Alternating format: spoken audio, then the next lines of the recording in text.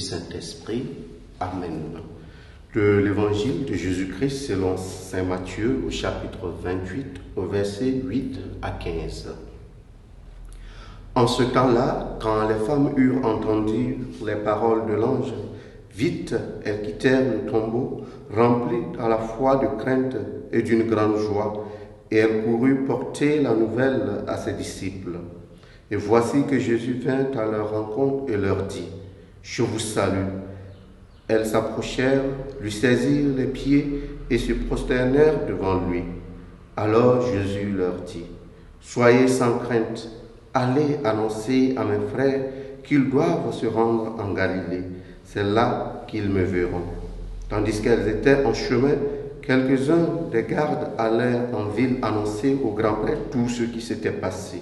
Ceux-ci, après s'être réunis avec des anciens et avoir tenu conseil, donnèrent aux soldats une forte somme en disant : « Voici ce que vous direz. Ces disciples sont venus voler le corps la nuit pendant que nous dormions. Et si tout cela vient aux oreilles du gouverneur, nous lui expliquerons la chose et nous vous éviterons tout ennui. » Les soldats prirent l'argent et suivirent les instructions. Et cette explication s'est propagée chez les Juifs jusqu'à aujourd'hui. Acclamons la parole de Dieu. Louange à toi, Seigneur Jésus. Bien-aimés dans le Seigneur,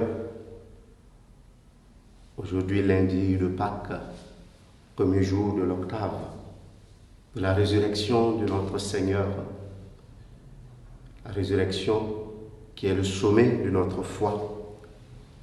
Et cette annonce de la résurrection nous invite à avoir une certaine attitude.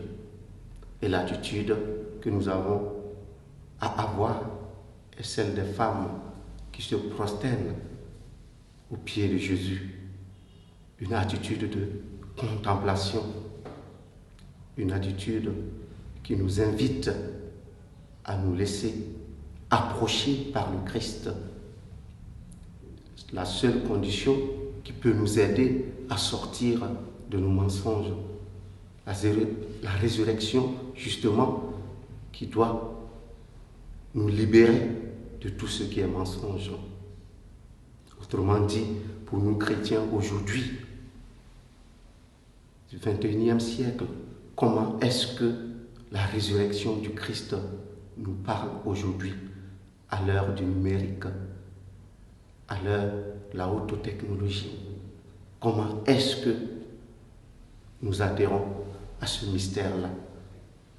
Comment est-ce que nous laissons le Seigneur nous interpeller? Au cours de cette journée, nous allons demander au Seigneur qu'il fasse grandir en chacun de nous cette attitude d'adoration, cette attitude de reconnaissance du salut qu'il nous apporte. Loué soit Jésus-Christ.